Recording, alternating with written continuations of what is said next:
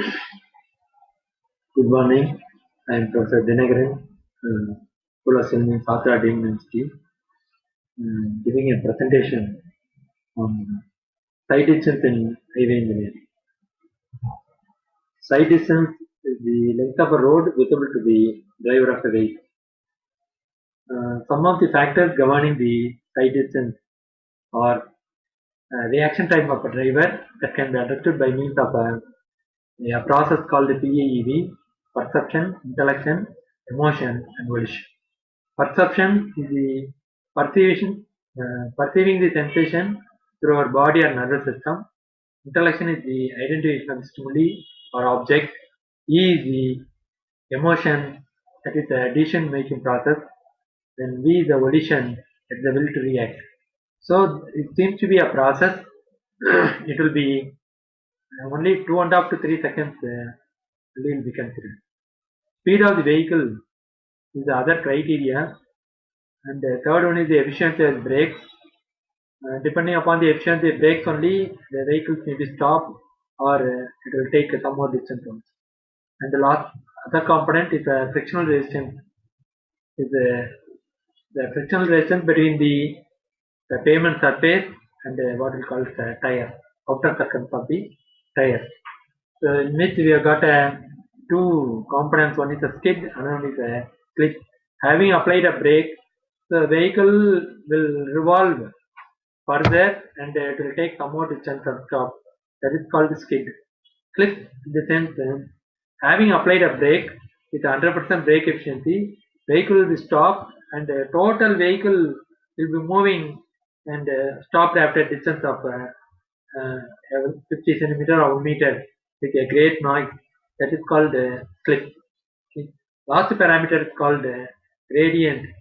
That is depending upon ascending or descending gradient, it may be uh, governing the corresponding side distance. Ascending means lesser distance will be required, preferably descending in the sense more distance will be required. There are three types of side distance we have. One is stopping side distance, second one is overtaking, and third one is intermediate side distance. Stopping side distance is the distance required by the driver of a vehicle to bring his vehicle to a stop without making collision with the object or what will be called as a stop. Sometimes some barrier also, like a speed brake. It has got two components. One is called reaction distance, another is called braking distance. So reaction distance, like what you have seen earlier, deals with the reaction time of a driver called PAEV time. So obviously multiplying the speed of the vehicle into reaction time will give the reaction distance. Then having taken a decision, then a driver will be applying a brake.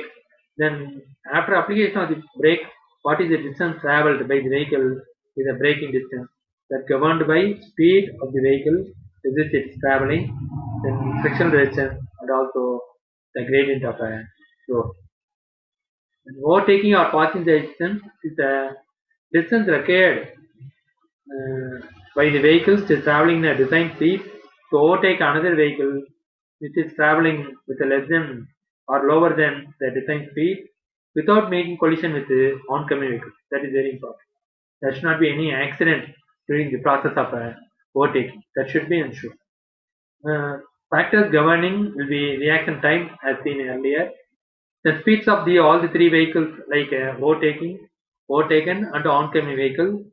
Then what is the rate with which acceleration given by the overtaking vehicle is also a parameter, and the last parameter is a gradient.